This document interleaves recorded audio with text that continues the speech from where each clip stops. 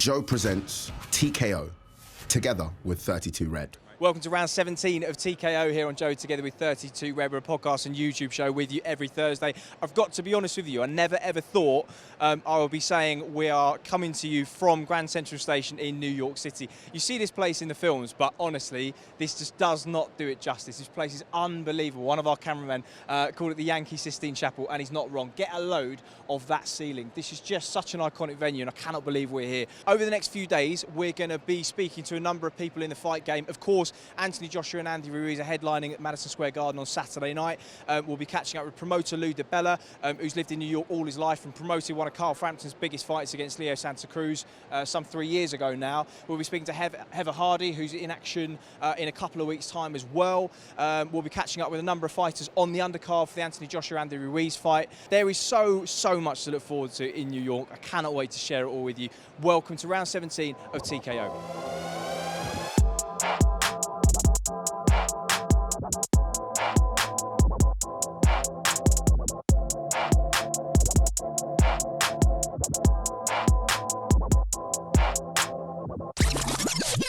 So we come to the Manhattan Diner in the Upper West Side, where Carl and I are joined by two men whose voices you'll hear calling the action at MSG on Saturday night. Sky Sports League commentator Andy Clarke and the former British and European middleweight champion Matthew Macklin. You have come on our podcast. You've got your own Macklin's Take. Is it on iTunes? It is. We've just come from a fairly interesting hour with Thomas Hauser, and everybody got it, didn't they? Boxing commissions, referees, judges, fighters, promoters, TV. Absolutely, everyone, everybody. It was great, yeah, it was really good. You have to manoeuvre yourself quite carefully these days in boxing with who you align yourself, your network or your promoter. For you, obviously this move with Top Rank is pretty crucial to success at featherweight because two of the top three guys are there. Yeah, of course, and as a boxer you have to do that, but why fighters shouldn't, if I was managing a young fighter, and you see it all the time, these young guys, and they give, for example, if someone's with Frank Warren, they'll give Eddie Hearn grief, or vice versa. You don't have to fall out with a rival promoter. Let the promoters do their jobs. You could be a free agent at some point where you may have to go and shake that promoter's hand and do a bit of ass kissing or whatever. But it's important as a fighter to make the right moves. And for me, going with Top Rank, the fight that I want is Oscar Valdez at the minute. It's an easy fight to make, so I've almost been promised that. So that was a pretty sensible move. The problem we're getting though is that these promotional divides are becoming, certainly from promoters and managers' point of view, sort of self-interested financially to the point where big fights are stopped being made because the marinating process is such that the longer you leave it, the more these fights are worth. And we're seeing it at the moment. And Andy, we were talking earlier, whether it's Al Heyman's fault, whether it's Eddie Hearn's fault, it doesn't matter whose fault it is. This Wilder Joshua thing is in danger of becoming the next Mayweather Pacquiao, all because of self-interest from the people who aren't even fighting. Yeah, well, I mean, you've got promoters and networks, particularly promoters that are successful. Most successful people, a lot of successful people, are control freaks because I think, control it and the money will come. And they're not thinking I want to make X amount on this fight. They're thinking I want to build my relationship with the network. I want to build the the brand, the PBC, whatever it is. And so they're playing a bigger game than Wilder's thinking, Joshua, I'm going to make X amount of million. But Al Heyman, for example, will be thinking the PBC and the future of the PBC, and that's with Fox and building boxing up on Fox, and so he's playing a much bigger game than just Wilder and Joshua. They're just pawns on the chessboard, and it's important. And then you suppose you have a manager, Shelley Finkel. He's probably aligned with Al Heyman. So you've got to see where are people coming from. What's people's ultimate agenda here? And I know if I'm a fighter, you want a manager that just cares about you and what's best for you. And then you also need a manager that's competent. And if he's competent, he's probably experienced and he's probably got a few relationships in boxing. So I always think in an ideal world, you're co-managed, but you're kind of managed by a guy who's just for you, but he's in partners with someone that's maybe not just for you, but he's got the clout, he's got the experience, the know-how. And the thing with Wilder and Joshua is, I don't think it's anywhere near that point of being a Mayweather Pacquiao. I mean, for example, the Canelo Golovkin, I'm glad that it happened 3 years after it was meant to happen because it was a much bigger fight. And maybe Golovkin was on the slide, so it suited Canelo better. But in terms of a bigger fight, generating a lot more money for both guys. I think it happened at a pretty good time. You know, it was in danger of going on a bit too long, but I think if it had gone a year beforehand, it wouldn't have generated anywhere near the money that it did for both guys. Now, Mayweather-Pacquiao was probably 4 or 5 years past its sell-by date, so I don't think Joshua Wilder's anywhere near that, but I think it's getting to the point of Canelo-Golovkin. I do think that it does need to happen within the next 6 to 8 months. I don't think it will. 6 to 8 months. I don't think you see that. I think in the first quarter of next year, I would like to see it happen. Yeah, we'd all love to see it. I think that's. I hate to say it. I don't know why, but I just feel like that's a couple of years away. That fight. I don't know. I just don't see it. I mean, you mentioned Canelo and Golovkin, and you talk about Canelo had a couple of nice decisions given his way in the build-up to that, because ultimately they knew that if those decisions hadn't gone his way, it would have scuppered the value of Canelo Triple G. We saw the same thing with Felix Sturm and Oscar De La Hoya, for example, ahead of the Hopkins undisputed clash. Problem with Wilder, Andy, is every time he fights, he wins, but he looks like he's going to lose. And if he does lose at any point and he gets chinned, then the value of that fight just goes through the floor. Yeah, it does, and you take a risk every time you put any fighter in there, but I do like the fact that they've taken Luis Ortiz. I know it's not what we want, but they've got that done quick, and he is the best available opponent out there, bar Dillian White maybe, that anybody could get, and Wilder's got him, so Joshua can't fight him next, and nor can Tyson Fury, so he's the one who's kind of leading the way on that score, if you like. But his vulnerability, Wilder, is what makes him attractive. That's always been true of heavyweights, the fact that they're so huge. But when you see a big heavyweight kind of like list into the ropes or look like they're about to go down, it's one of the most dramatic things you'll see in all the sport. And Wilder, he's just got that. He's got that kind of X factor, and he always has had. We watch him against Brazil, and it's crazy stuff. I mean, he was hurt in 30 seconds, moments after he hurt Brazil, and then it was all over 30 seconds after that. Yeah. Right now you've got Tyson Fury, who's probably, not probably, in my opinion, definitely the most naturally gifted, most talented, the cleverest out of the three top heavyweights. You've got Joshua, who's kind of the superstar, and probably, the superstar, best all round, power, everything. But you've got Wilder, who's without doubt the most exciting. He can be hurt. He has got fragilities, frailties, but he's just got absolutely devastating, freakish one-punch power. It's difficult to call a winner in these fights. People keep asking all the time, and I like.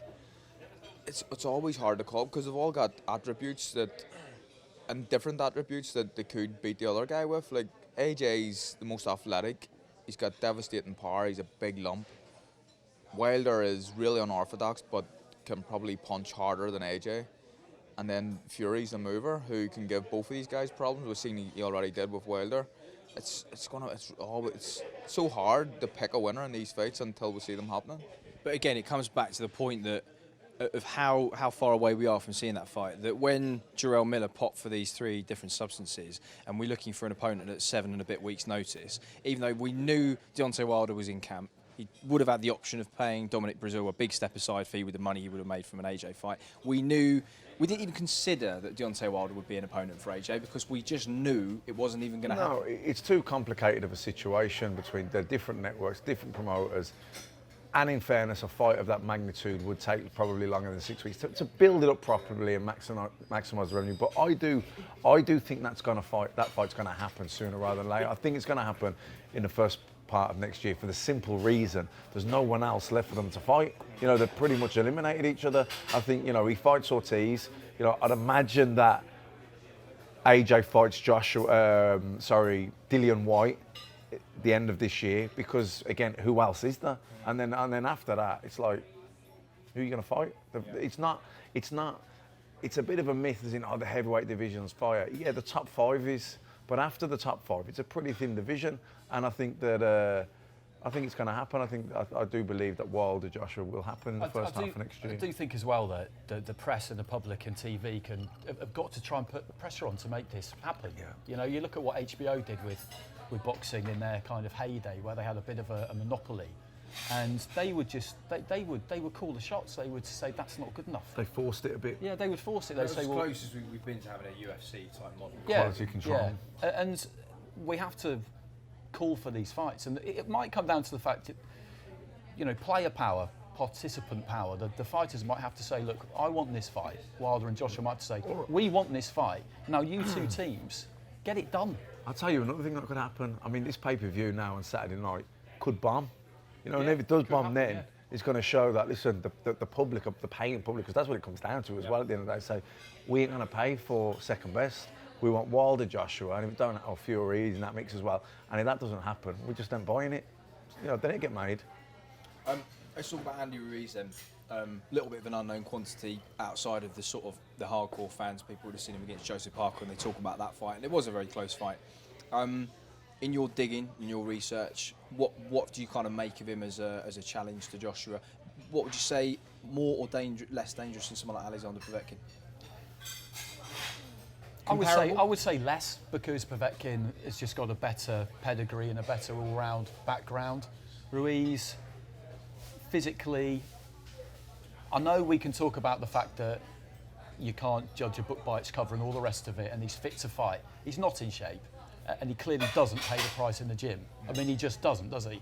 It's a fact. He can still box and perform effectively, looking like he does, but he would be better if he didn't look like that. He's got good quick hands, but he doesn't really have quick feet, and he doesn't really move his head very much.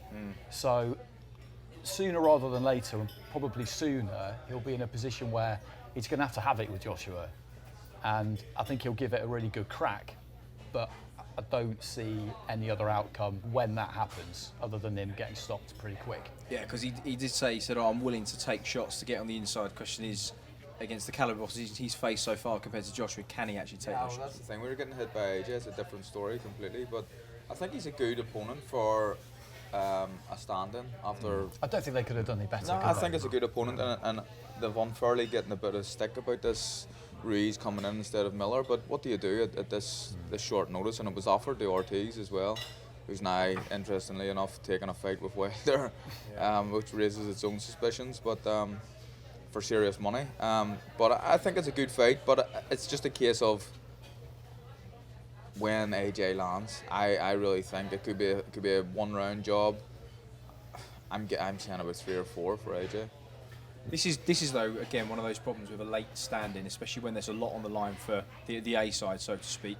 And we'll come on to him in a minute. Somebody like Callum Smith, when he had to fight Nicky Holzken on short notice, when Jürgen Bremer pulled out in the Super Series last year, that for him, it wasn't so much about whether or not he was going to get past Nicky Holzken. I think we all knew he was going to deal with it quite comfortably, but because the pot of gold after that was so big in terms of the money against Groves, the title, it meant that he was kind of risk averse, and we kind of saw the same thing probably with AJ against Takam as well, when it came in to replace Pulev. That fight with Wilder and Fury and potentially Usyk, there's such big money fights for him that is there a chance we'll see him be a little bit more risk averse like he was against Carlos Takam? Is that a worry for you? No, I don't think so. I think with Callum Smith, I think that's more down to the fact that that's tournament boxing, and you know that if you win that fight, you are going to fight in the final. That fight won't go away or go south because you didn't look good enough in your semi-final. You win your semi-final, you're in the final. When it's not that scenario, which it almost always isn't, then how good you look does matter. It's not like people won't want to see him fight Wilder if he struggles through Ruiz, but they'll want to see it more, and the clamour for it will be greater if he does a brilliant number on him. Absolutely. You know, right now there's been a lot of talk for a long time, but it's pretty hot and heavy at the minute after Wilder sparking out Brazil, because it was spectacular, it was devastating. It's like, wow, you know, everyone thinks, can he do that to Joshua? You know, Joshua will without doubt feel a little bit of pressure to go out there and make a statement, but it's important from his trainers, I'd imagine Rob McCracken's instilling into him, you know from an early age, don't look for the knockout, because when you do, it never comes. When you just stick to your boxing, bang, it just comes. So I think if I was Robert McCracken, the thing I'd be drumming in most is just get your jab going. The knockout will come, but let it come. Don't look for it, don't force it. You're more likely to make a statement by trying not to make a statement. Just go in there and box your normal fight. You know, that's what I'd be really trying to drum that in, because a lot of the time complacency or, you know, looking to make a statement, that creeps in subconsciously, so you really got to work hard for that not to happen. I think he will. I think McCracken will be doing that and saying exactly what Matthew said there, but I think it's somewhere in the back of AJ's mind, looking at what Wilder done last week. He'll want to go and blow this guy away. I think he'll want to do that. Do you think there's any chance that if he does look substandard, that might help in making these other fights? Because you remember your fight against Gonzalez, for example, that made the fight against Quigg, and Wilder may well have looked at Fury in his comeback fights and thought, I'm sure he did, thought he's had it. This is a great time to fight. Yeah, I think that's probably my fight against Quigg. That was made off the back of a bad performance by me. So potentially, I don't think AJ's going to walk in and think I'm going to maybe underperform here to get a fight with Wilder. But if sometimes it could be a blessing in disguise. If it's not a great performance, if it takes him maybe 8 or 9 rounds and he doesn't look great in the early parts of it,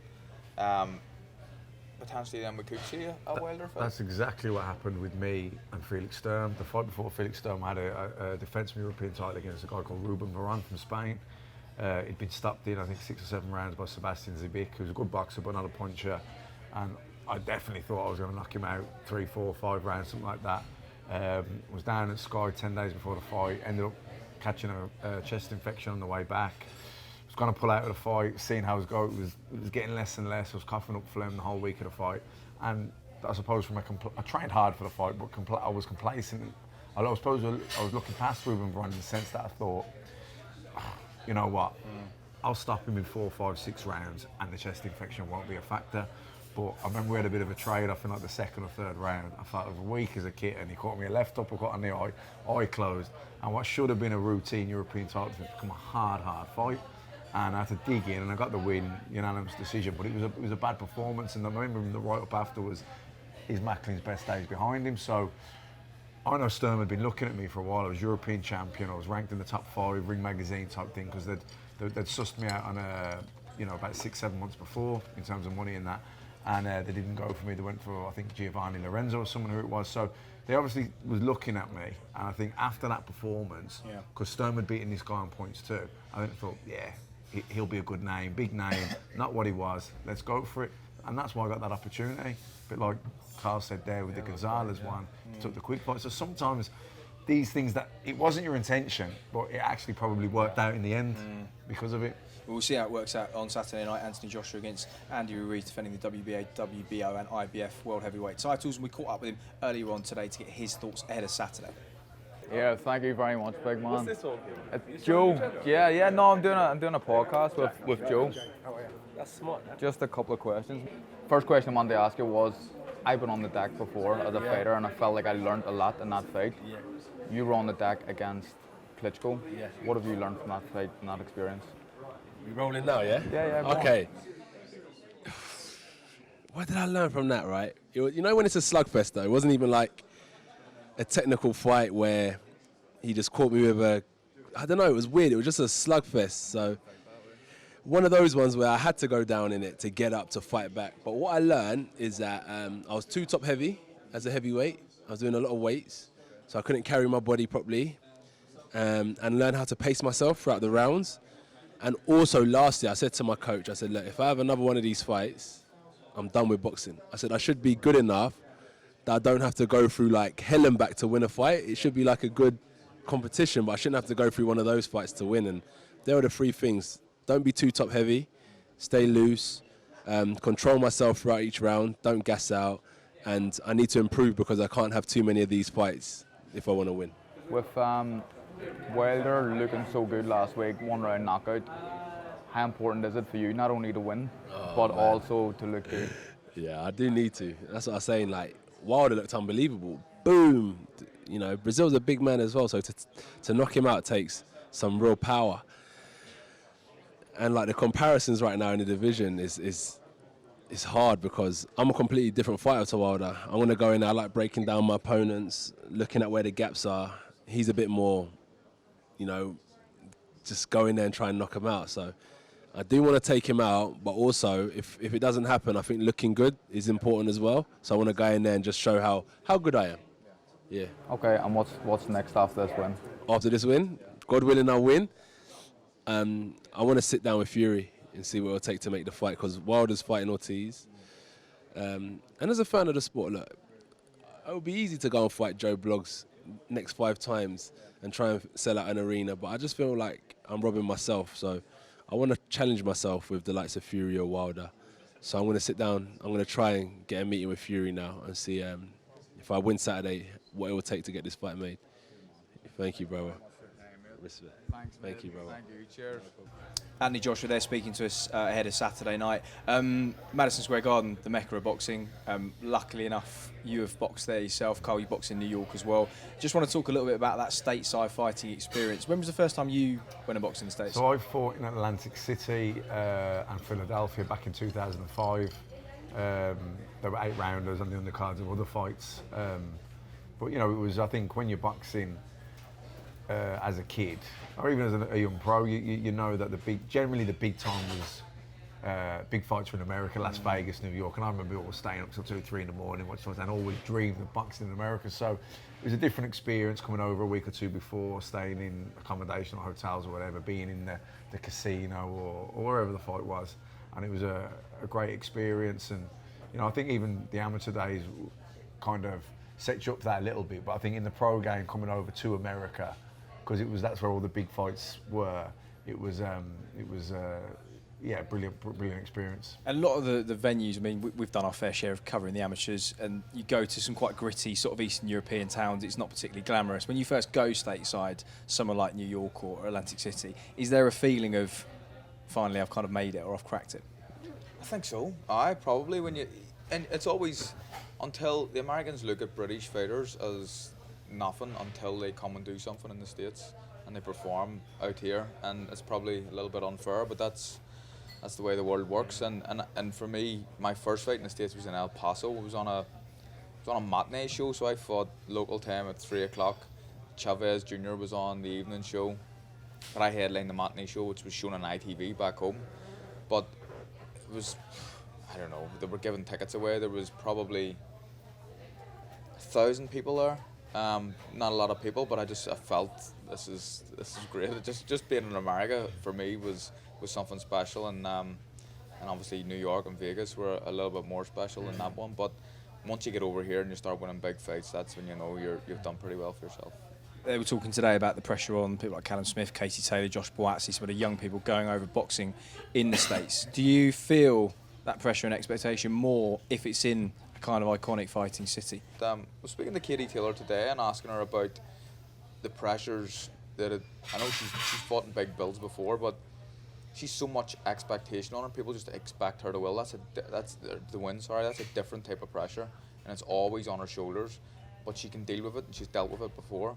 But coming here, I know someone like Tommy Coyle, who's on the bill, never ever imagined to be fighting in Madison Square Gardens, and he's right up for it. I think that you're going to see the performance of Tommy Coyle's career.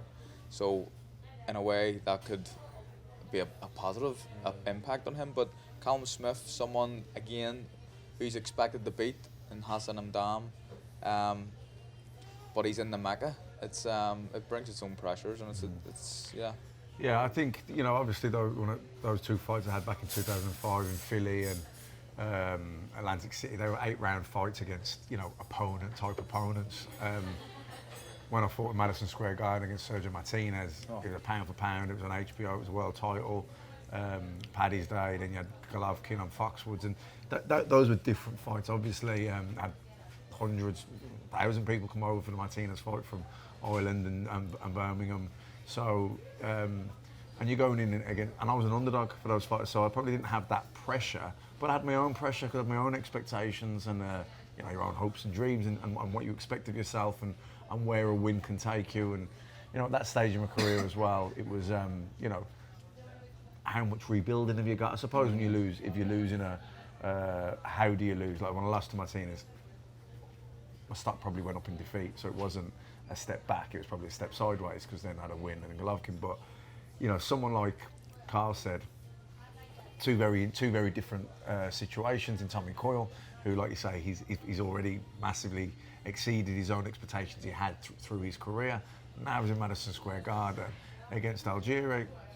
It's a win-win for him, really, where you've got Callum Smith, who's coming off a fantastic win over George Groves, fighting a guy, Hassan, who was a good fighter 5 years ago at middleweight. Yeah. So Callum's probably feel under pressure to perform really well, not just win. And from my own personal experience, whenever I focused on performing well, I performed terribly.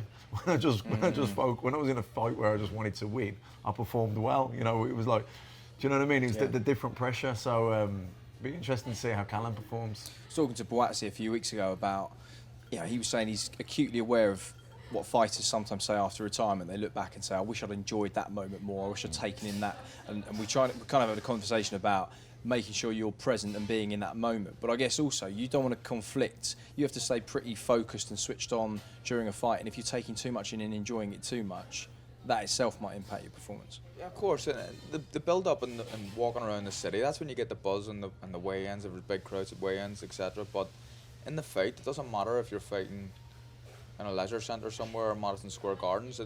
For me, it's probably the same thoughts going through your head. You want to win the fight first and foremost. So I don't think the performance will be too different. I don't know. Maybe I'm contradicting myself in what I said with Tommy Coyle a minute ago, but no, I think I know what you're saying. You're right. When you're walking around the week of a fight, you're in New York, you're soaking it up then because you can. You're not being relaxed with your team. When you walk into that ring, whether you're in a leisure centre or in Madison Square Garden, the same thoughts are the same. You're that focused on the fight, you're almost oblivious. Now, I remember going into against Sergio because it was. I remember consciously thinking beforehand. You know, I know I was going to be nervous. I know I'm going to be focused. I know it's going to be the same mindset. But I did think to myself, right, I'm going to take a moment to soak it up. Only a moment, because that's all you got. Because the next thing you're in the ring and then job's on the thing. But I remember there's a woman and she was the whip for HBO and she used to like crack the whip and get in the ring and all that. And I thought, I'm just going to blank her. You know what I mean? And I ain't getting Well, it's your moment, isn't it? I'm having my 30 seconds, but that's all I got. It's 30 seconds because then once I start walking, I'm in the ring. You know, then it doesn't matter where you are. You're that focused on the fight and everything else. Yeah, I think it's. I think you enjoy it all. You enjoy those moments retrospectively. Yeah. At the time, you're too focused. You're listening to TKO on Joe together with 32 Red, me, Chris Lloyd and Carl Frampton. You can download and subscribe via the usual channels. Now, though, here's Nick Bright and Graham Swan with news from something else from Joe. Nice one, guys. Swanee's Cricket Show, then. What is it all about? Well, it's a new podcast from Joe with me, Nick Bright, and the man himself, Graham Swan, because it would be so weird if you weren't here and we called it that. Good point. And it's going to be great. We've got all the biggest names. We've got the best games, Ashes, World Cup, inside gossip, all the scoops. It's got everything. And also some stories from you, I'm hoping. Absolutely. I'm throwing people under the bus. All of you. You won't sleep in your beds, Jimmy. Cookie. Broady, good luck, lads. He's calling them out. Right, remember to subscribe to this because we're coming at you every single week, but we should let the nice people get back to their podcast now. Yeah, sorry about the ambush. Cheers, lads. Well, you can catch Swanee's Cricket Show, episode 1, available now on Joe. Back here with Andy Clarke, Matt Macklin and Carl, as always. One of the criticisms lodged against Callum Smith is he's had a lot of time out since the Super Series, but think about it, what would you want as a minimum for a championship fight? A 12-week camp? 12 weeks long. I like 12-week camps, but they're pretty long. I know guys that have 8 weeks, they keep taking over, so I don't know, 10, somewhere in the middle, maybe 10. Depends where you are, doesn't it? Depends on your fitness like going in, how long you've boxed. I know he's been out for a while. 12 weeks, I don't know, maybe a month doing a bit of something training and maybe 8 weeks, then proper full steam ahead. But he had essentially 3 back-to-back camps for the World Boxing Super Series, all in 2018. So a minimum 30 to 35 weeks in camp alone out of 52. He's then basically finished in October, and if you backdate this 2.5 months, that takes you to the middle of April. So he's only really had 6.5 months out, and he's just become a dad as well. Yeah, he's earned that time. And Callum's a good liver, you know, he doesn't have any bad habits. You couldn't be, could you, at that height and that weight? No, exactly. I mean, I needed 10 weeks. I didn't live the life in between, so, you know, I needed every day of 10 weeks where Callum doesn't have any bad habits, lives the life. So, and like you say, he's been very active. So probably, maybe sometimes less is more. Maybe the rest will do him good. It'll recharge the batteries, remotivate him, and you know, hopefully this fight is fight one of a nice series of fights for him now. Yeah. So Callum Smith defending his WBA super middleweight title against Hassan and Dam on the undercard as chief support to Anthony Joshua, and we caught up with him earlier on today. Yeah, I feel good. Camp was good. We always had a rough idea when we were going to be fighting. It wasn't just sprung on me out the blue. We were obviously talking as a team, and I feel good. I'm looking forward to walking the ring as a world champion and successfully defending them. Obviously, you're the #1 super middleweight on the planet at the minute. You have a fight at the weekend, which you can't overlook. But who's the ideal opponent next? I want big fights. You know yourself. I just want big names and unification fights. Obviously, I'm not looking past Hassan and Dam the weekend, but take care of business then, and we'll sit down with the team and see what fights best. But I want the bigger fights that motivate me and will make me want to go to the gym and make me want to better myself. And what threats do you think he brings? He's a good mover. He's got good feet movement, and he'll try and make it as difficult and awkward for me as possible to tag him. But I've got to just stay patient and land when I can and take advantage of it. Good man. Will you allow yourself to watch the match? Yeah, I watch in the daytime. I'll just switch off, and I like to switch off from boxing fight day anyway, so I'll go and watch the match with my brothers, and hopefully we can have a Liverpool double. You're watching TKO, together with 32 Red. Katie Taylor looking to secure the last belt at lightweight at WBC against Delfine Persoon. She's done a hell of a lot for women's boxing, women's sport since turning over. I mean, she's just dragged the amateur game by the scruff of the neck in 2012, but the impact she's made on the pros is arguably just as good. Yeah, she's done everything in good style since she turned professional, basically, and her and Claressa Shields have really delivered. I mean, Shields is undisputed champion at middleweight after just 9 fights, had a couple of world titles at super middleweight, and Katie's had to chase Delfine Persoon around the block a bit, but that's just good business by Persoon's people, because they were happy to wait until she was the final piece of the jigsaw, and they're making the right noises about how they think that they can win. I've only really seen one fighter who I genuinely believe thought she could win against Taylor, and that was Jessica McCaskill. Yeah.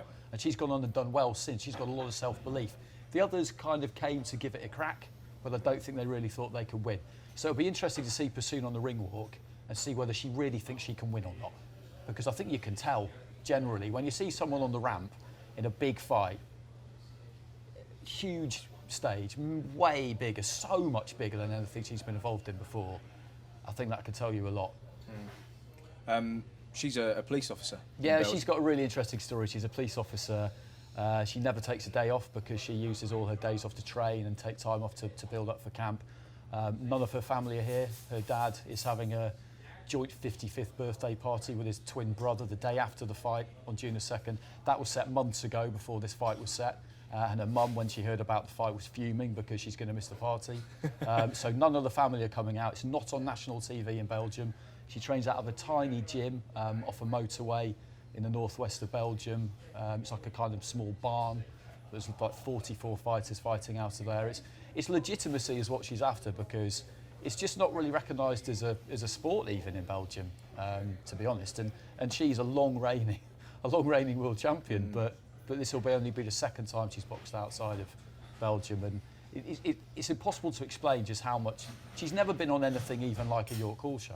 Yeah, which is crazy, isn't it, given she's going from that to this stage. But the Matchroom boys were out with her a couple of weeks ago, and Scott Hamilton said she's just got this laid-back attitude to it, in that there is no pressure on her. She might be the champ, but she said, listen, if I lose this, I can go back to my day job, and I've got my life set up as it is. It makes very little difference to me. Of course it will if she wins, but she said, quite literally, I don't feel any pressure, and all of it is on Katie Taylor. And given Katie's trajectory, everything she's done, there will be more pressure than she's ever had in her career, and that's including 2 Olympic Games, an Olympic final, and 3 world title fights so far.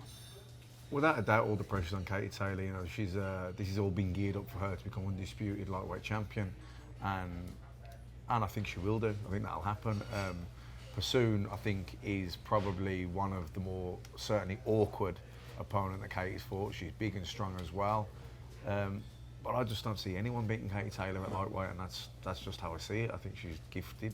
I think she's a one-off, and I expect. And I don't. She doesn't even seem to even pressure. It's just another thing to her. She just takes it in a stride, and she's always been under pressure because she's always had massive expectations of herself, and she's been a star for years now. So she's always been under pressure. Yeah. It's just another thing to her, and I expected upon another brilliant performance.